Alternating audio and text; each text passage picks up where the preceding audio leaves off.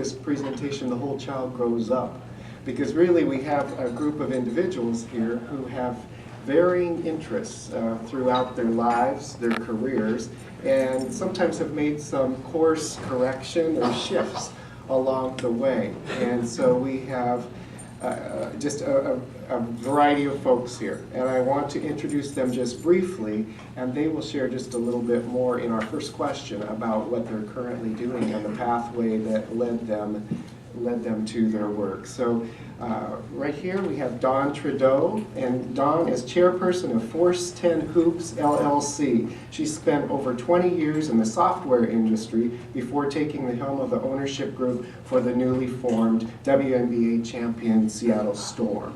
And so welcome.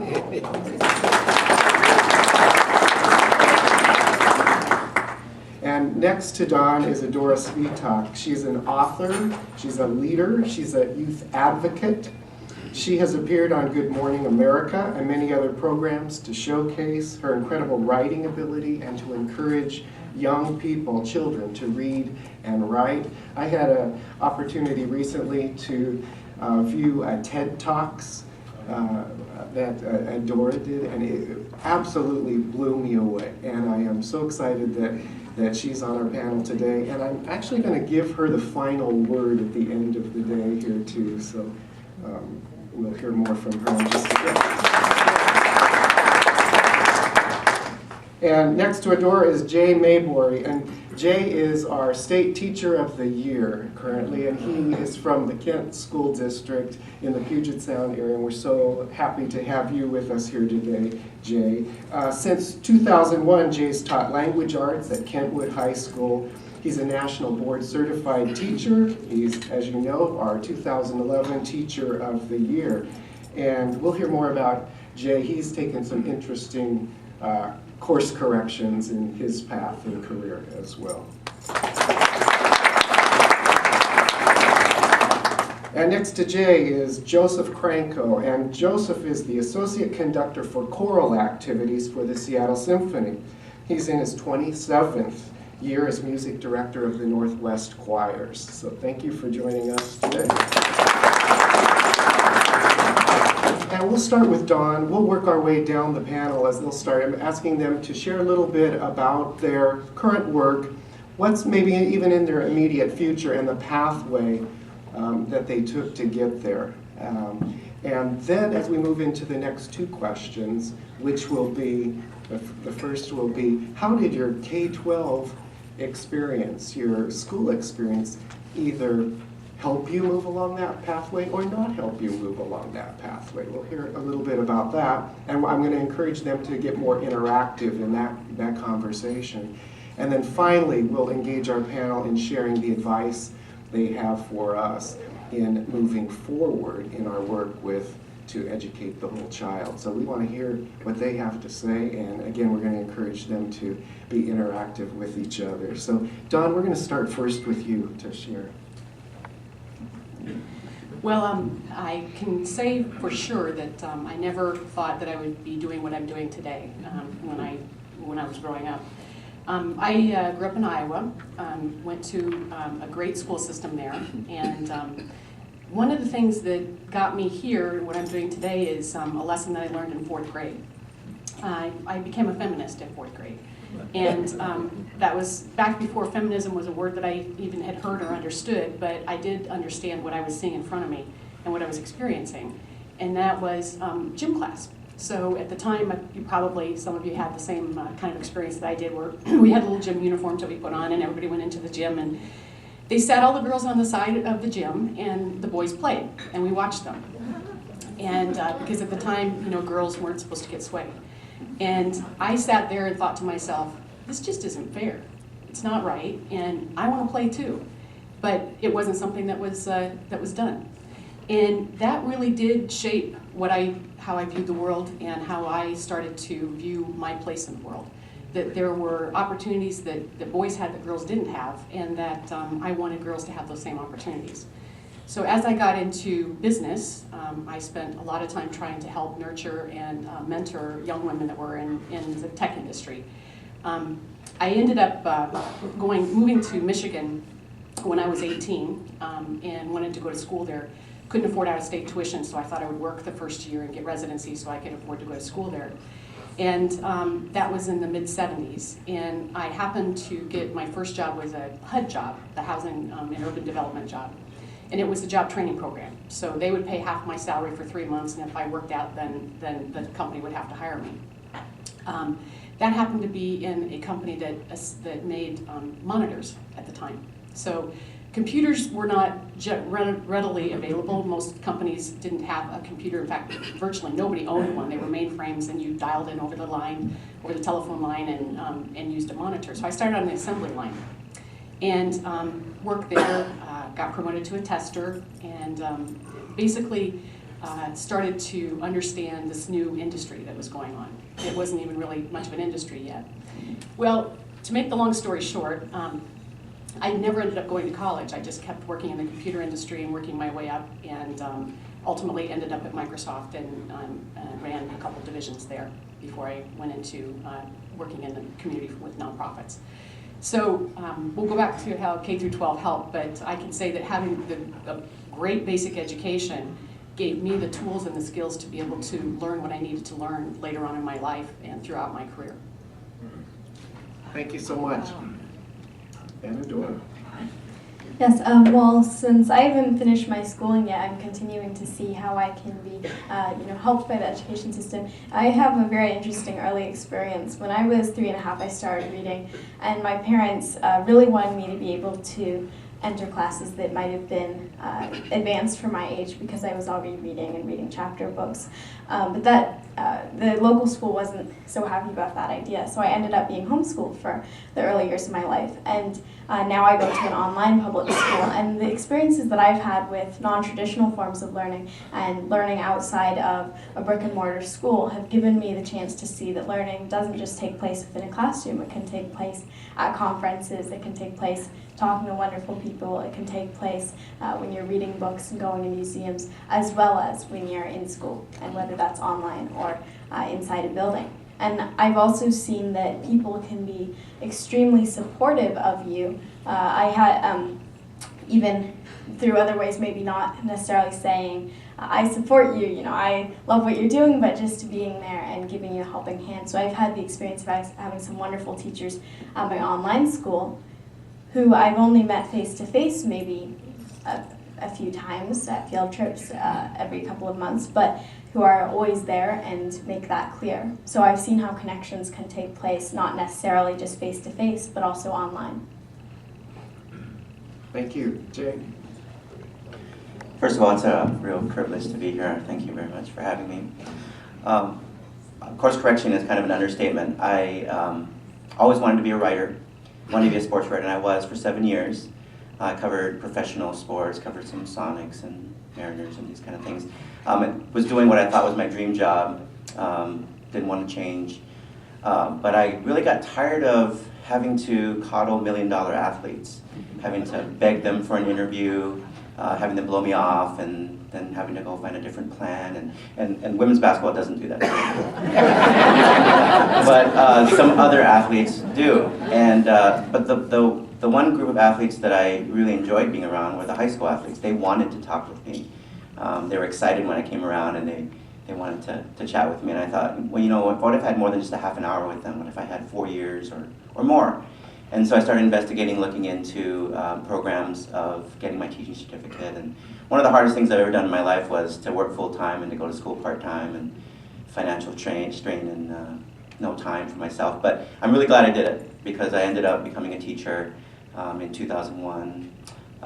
Left the sports world behind, and every time there's a Super Bowl or an All-Star game or something, I wish I was still doing it, but teaching keeps me plenty busy, and I never would have thought I'd be sitting here and you'd be talking about State Teacher of the Year or anything like that, but plans change, and so here I am. Thanks for having me. Thank you. Great. Joseph? Again, yeah, thank you for inviting me. I'm thrilled to be here. My career, I think, is not uncommon to the theme that I'm hearing to the people on my right, which is what I thought I'd be doing and what I do now is very much a different thing. I think as a person who's found a career in the arts, I consider myself lucky to be able to make a living doing the thing I have a passion for and a love for. I I was drawn to music, I think, one Sunday evening in 1963 when the Beatles were on TV and Ed Sullivan, and it was more my father's reaction to the Beatles than anything else. And the next day at school, one of my best friends came to me and said, "I want to join the school band." And I said, "Well, what would you want?" All I want to do is play baseball. "What would you want to join the school band for?" He said, "Well, I want to be like Ringo." And I had never thought about that. And so I joined the school band, and like every other kid who joined the school band, there was probably, 4 or 5 clarinet players, 3 or 4 trumpet players, a couple sax players, and 1,000 drummers. And by, maybe the end of the school year, there was one drummer left, and that was me. And I'd gone to my father and I said, "Well, I hate band, I want to quit." And my father said, "Well, you made a commitment to me in the band, you're going to finish it up, and you're going to live up to your expectations and live up to the commitment you made." Had that conversation been a different conversation, I wouldn't be here, at least certainly in this capacity. I followed music with a fiery passion through college, only to come out and find out that getting a job was not as easy as I thought it would be, and that the world wasn't going to be the passage to my door, and then I had to figure out how to move forward from there. And that is, I think, a story that probably every person in this room has a parallel story to that. The resilience and the persistence and what it takes to make that happen. And I would have to say, without a doubt, and without getting ahead of ourselves, my education certainly set me up for that. So. Great, thank you. Let's go back to Adora now for this next question. Let's have her start off because she is currently in the K-12 learning experience right now. And so Adora, share with us how your experience in public education right now, and it's taken different forms obviously over your life, is preparing you or not preparing you for where you want to go, or where you anticipate you might go. Well, definitely, I find online learning is really has allowed me to become familiar with more how technology can be used for more than just entertainment, but also for learning, and so that's been a great asset. And then also, last semester I took 2 electives at my local school, Redmond Junior High, and so I had that experience of being in a brick and mortar school and being able to compare and contrast. When I grow up, I want to continue doing what I'm doing now, which is writing, speaking to students about reading, writing, and teaching, and so by having this early experience with being able to see different types of school and different types of learning, compare different teaching techniques, and see how my teachers use classroom management techniques differently, that's definitely been a real first-hand education when it comes to wanting to make myself a better teacher. And so I think that in this way, having such a varied education through public education has given me great preparation. In other ways, I think that also education shows you a lot about diplomacy, working with many different types of people, working with whether it's students, teachers, principals, parents, and everyone is different, and so seeing that and seeing the diversity within my own school definitely is great preparation for becoming a really diplomatic person, I guess. Yeah. Great. Thank you. Dawn, how about you? Well, junior high is one of those times when most kids are feeling awkward and going through changes and trying to understand how that all plays out. When I was in junior high, there's 3 things that really stick out to me. My home ec teacher taught us the importance of foundation garments. She really was very strong about that. Every girl in 7th grade should be wearing a girdle, which I never still haven't understood. Anyway, it definitely was one of those moments that I really remember. She also taught me to make a white sauce, which she thought was a fundamental of cooking, which I have to agree. Once you know how to make a white sauce, you can kind of figure out anything else. But the thing that I think was most profound for me in junior high was that I also learned what it was like to be other. I was awkward, as I said, and one day the girls started talking about Henry, this person named Henry, and how Henry was kind of goofy, and how Henry was kind of, bumbly, and how Henry was not very popular, and this went on for, it seems now like months, probably it was a couple of weeks, but anyway, Henry was this person that everybody was laughing about, and I couldn't figure out who Henry was, and eventually I figured out Henry was me. And that was when I realized that, you know, being other is really a profoundly upsetting experience. And so throughout the rest of my life, I've tried to make sure that when I see others in the room, that I go up to them and talk to them, or try to make sure that others don't get treated in the way that I was treated. In high school, I found my voice. I joined the debate group, and I also joined the school newspaper. And for the first time, I realized that I could actually affect other people and change their opinions and educate them in the things that I thought of. So even though some of your school experiences aren't wonderful, they still teach you great lessons for life. And so those lessons really have driven me to do the things that I have done, both in my business career, in my volunteering with nonprofits, and even with the Storm. The reason that I'm so passionate about women's basketball is because it changes athletic girls from feeling like they're others, they're awkward, they're too tall or too different than the other girls, to having a passion that they can actually share with others and gain respect from. And what it does for girls to participate in sports is that it gives them a higher level of self-confidence, less likely to get pregnant, less likely to use drugs, but also learn that you try and you don't win every game, you fail, and that's okay. Trying is just as important as winning. And those are life lessons that I think all of us can benefit from, and also that really give you the confidence to go out and take risks and try new things and learn new careers and take different paths than what maybe are the tried and true or the easy ones, but that you can have great success if you are willing to do that. If you can educate yourself, if you are willing to take risks, you can accomplish things that you never could imagine. Thank you. Let's go all the way down to Joe. Great. I grew up in Southern California, and I think I had a very typical American school experience, a very middle-of-the-road school, middle economic group. The school district I went in had a lot of diversity, which I think led to a wonderful experience as I grew up. Academically, I don't think the programs that I was exposed to were anything spectacular, with the occasional luck of having a wonderful teacher here and there. I had the distinct disadvantage, anybody who's in my age group may have had the same disadvantage, we were taught new math. And we had to later on figure out how to actually add, because they didn't teach us how to do that. And I've seen that commonality with all the people in California in my age group. We all sort of stumble just a little bit as we figure out the tab at the end of the bill. And but aside from that, I think that education served me well. My school program served me well.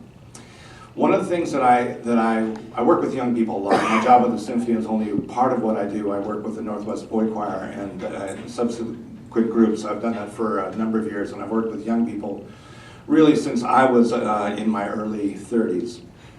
One of the things that I see that I had the advantage of now, that kids don't have the advantage of now, is I had time as a young person to actually experience life on a daily basis. I wasn't overburdened with too much homework. I had expectations, I had teachers who expected me to do things, but I also had time to play on sports teams and time to pursue music at a very serious level. Kids nowadays have a very hard time doing all of those things, and they find themselves burdened down. I was fortunate enough to have a family who sought out music for me outside of my school program, because my school program was somewhat limited due to resources and faculty. But I found a tremendous amount of support and tolerance within my school program from my teachers for my music. My baseball coach, who was probably one of the largest mentors of my life, actually made the exception for me to go into Los Angeles once a week and take my drum lesson, which he probably would not have made for anybody else. And he told me my senior year, he says, "I know you'd like to play baseball for a living. I've seen you play baseball for 4 years. I've seen you play the drums." And, but I took that as a broader understanding of him embracing the fact that there is more to being a person, a whole person, than just being good at one thing, but that you have the experience of doing multiple things. And I was fortunate at the time that I grew up in California to have that opportunity. Thank you, Jay. Well, I grew up on the island of Oahu in Hawaii. And I remember back to my second grade year when Mrs. Wong told us in creative writing that we could write about anything we wanted to write. and my eyes got about as big as the sausage you have on your table. I just couldn't believe that you would let me write whatever I wanted to write. And I even think about that today, and I thanked her on TV when I had a chance to talk, because that really got me on this road of really anything, you can explore anything. I want to give kids that opportunity to be able to explore anything, and that any word, even how young, it can have an impact. And so even though I teach high school, I have great admiration for elementary teachers and early learning and the impact that it can make, because by the time they get to me, if the elementary and middle school teachers haven't done their job, then my job becomes next to impossible. So my appreciation for that is through the ceiling. But then I left public education and I went to a private school after the 4th grade. My dad worked long hours and we couldn't afford the school that we went to, but my mom decided to leave her job and work at the school that I was at, and so it allowed me to do these things. So I realized that if I wouldn't have gotten the education I got unless people made sacrifices. And in fact, I got to call them tonight and thank them again. But I think about that all the time, that people make sacrifices for the advancement and improvement, and without that I wouldn't have been doing what I'm doing. My high school is the rival high school to President Obama's. And so it gives you an idea, I guess, of what level of work there is there. And everybody goes to college and everybody graduates, and that was the experience that I came from. So when I worked at Sears Hardware the summer after my senior year, before I went to college at the University of Washington, I was talking with a guy who had been working there for a while. He was a little older than me, but he'd been working there for a while. I said, "Hey, what college did you go to?" And he goes, "I didn't go to college. I started working here after high school." And I wanted to shrink to be about that big, because it never occurred to me that people didn't graduate from high school or didn't go to college. And that was such an eye-opening thing for me, and it shamed me to no end, because I just didn't realize that. I didn't grow up in the situation where people struggled with school. Everybody just did school. You just always did your homework. So now that I'm teaching in public education and I'm teaching in the high school, I have the students who don't turn in their work. They just don't do an assignment. And even now I shake my head. I have a hard time understanding the mentality of a student who just won't turn in their work. So I'm working on a daily basis to try and understand them, and it's taken 10 years and I'm still working at it. But there are struggles that kids are dealing with that I never had to struggle with. I've had all my needs met. I had people sacrificing for me. My students don't have that on a daily basis, not all of them anyway. And so my heart goes out to the kids who are on the lower end of the spectrum, who are dealing with things that I can't even imagine. And once in a while they tell me about those things, so I'm aware of the realities. But that learning my classroom content comes secondary to them getting their needs met. And it's been just really eye-opening for me, because that's not my background. But I experience it every day, and so I'm learning as I'm going. Do any of the panelists have a follow-up question related to a comment that, Jay? For Dawn, I don't know if I missed it, but when you were that one that you felt like didn't fit in, how did you go from that to where you are now? Did somebody do something for you, or did you just have to pick yourself up by your bootstraps and forge ahead, or how did that happen so that you could come back from something that was that impactful? I don't remember any particular person helping me. I think it was more just that recognition that I had enough self-confidence to know that maybe I was awkward, but that I had value. And I also started working when I was 14 in a restaurant, washing dishes and bussing tables, and that in some ways changed the context of how I looked at the world, because I had a different perspective and I had a different set of priorities than the kids around me. And they started to become less relevant to me, I guess, by having that kind of experience. So, and then as I said, by the time that was sort of late junior high, and then when I got into high school and I realized that I could have a voice that influenced people, that really took me to a whole different place in terms of understanding what my potential was, and that it was up to me to have that potential and to realize that potential, and not let people's negativity affect how I thought what I could do with my life. Any other questions that you might have for each other? I just wanted to follow up. I'm not asking a question, but just as far as the idea of not fitting in, I've never had a negative experience where someone has been, talking about me. But I have seen where I recently wrote an article for the Huffington Post for the education section. I'm just reading the comments. Now, the good thing is that the comments are moderated, so I'm not reading like terrible comments or anything, but there are people who are just saying things are absolutely false, and I would get really angered by that. And when I think about it, we often talk about bullying or spreading false information. This is all a drama in high school and junior high, but a lot of times we often see it coming even from adults. And so by taking what we've learned from high school, I've never had experiences like that, but by taking what you've learned and applying that to later life and being resilient, I think that we can learn a lot from that, from our negative experiences, taking them and turning them into something positive. Thank you. All right, let's go down to the end. We'll go back to Joe, and we'll go on to the third question. And the question is, what advice do you have to help schools meet the needs of the whole child? Obviously, I think I will probably be able to speak most passionately from the arts end of it, and I think that's a vital part of what we do. And when I was in graduate school, I'll reveal my politics in this, and I apologize to anybody I offend. When I was in graduate school, Ronald Reagan was elected president, and I immediately wanted to return to politics to try to undo that situation. I had an opportunity to actually spend an hour and a half with him when I was in Boise State in California, and I didn't think that was a good move for our country, and so I got actively involved in politics again. And I walked into my conducting teacher and said, I think I'm going to pull out of school and go back to California and get back into the politics that I've been involved there. And he said, now why on earth would you want to waste your talent on that? And I said, I think that it's really important what's going on, that I have a voice, I can be articulate, and I really want to help be a contributor to the world. And he said, do you think that your music doesn't contribute to the world? Do you think that when people are done with a long, hard day of work, whatever that work is, that they don't need to have beauty brought into their life to remind them why the next breath is worth taking? And I can honestly say to him, I never thought of it that way, because music was always sort of me-centric. It was always about me getting from an audience what I needed, the affirmation or the reward or the compensation, whatever it was.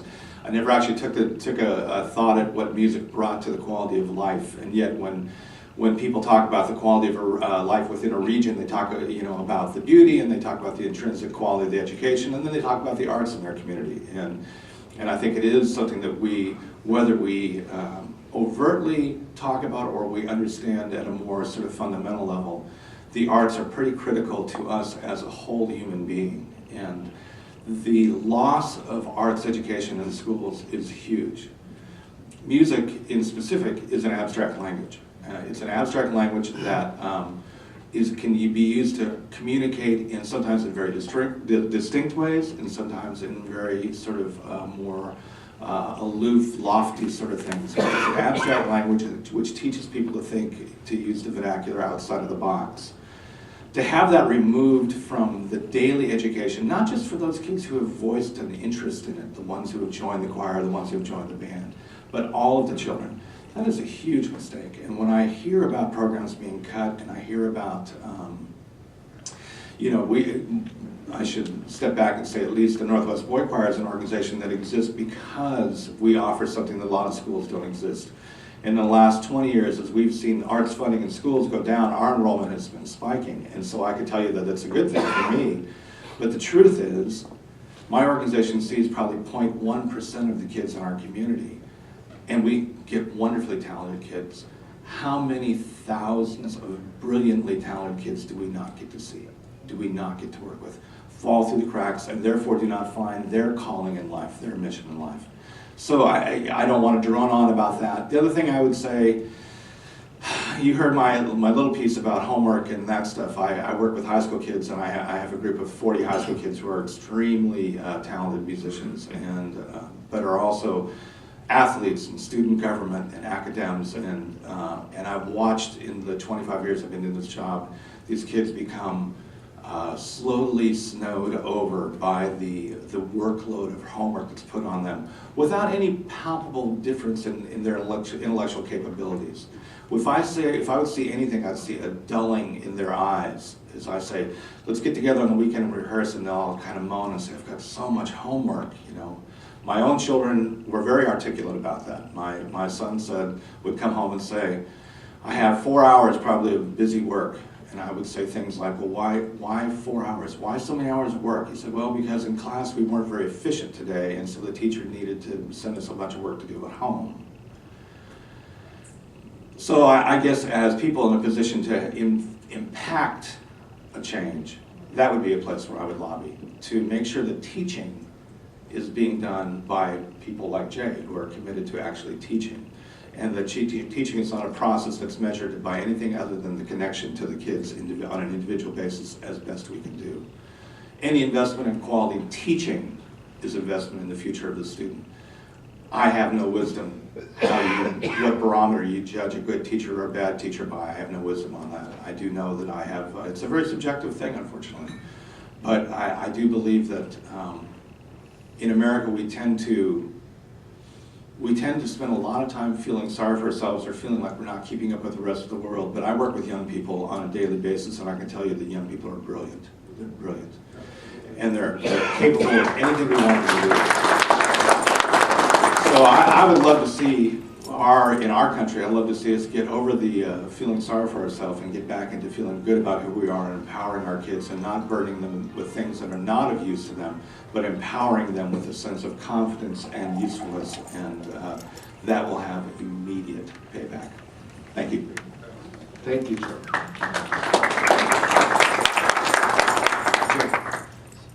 Thanks for saying what you did about homework. I need to remind myself not to assign too much homework. I always try to remind myself that here's why we're doing it and explain it to the kids. I don't feel worthy really to make recommendations in a room like this. There's so much expertise in the room that who am I to say what recommendations? But if you force me to, I can think of two things, and one has to do with involving families in learning in the classroom. Very predictably, you can see those kids who are achieving and are well-adjusted and doing well. They have parent support at home, they have all their needs met, they have those things going on.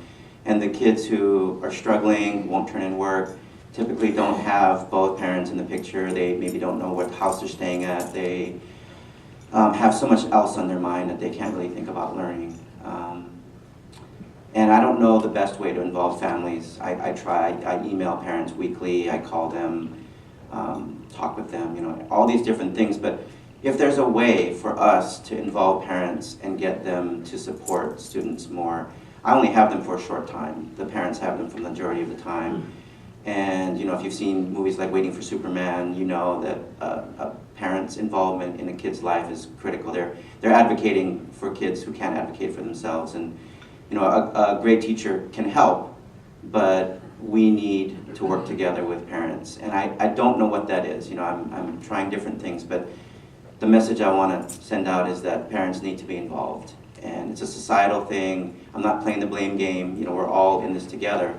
But very predictably, I can see the parents who are not involved, who don't come to conference, who won't answer my phone calls. Those kids are struggling, and then I don't want to throw up my hands, but I'm trying everything I can to help that kid. And when I hear them talk about their home life, I understand why they're struggling.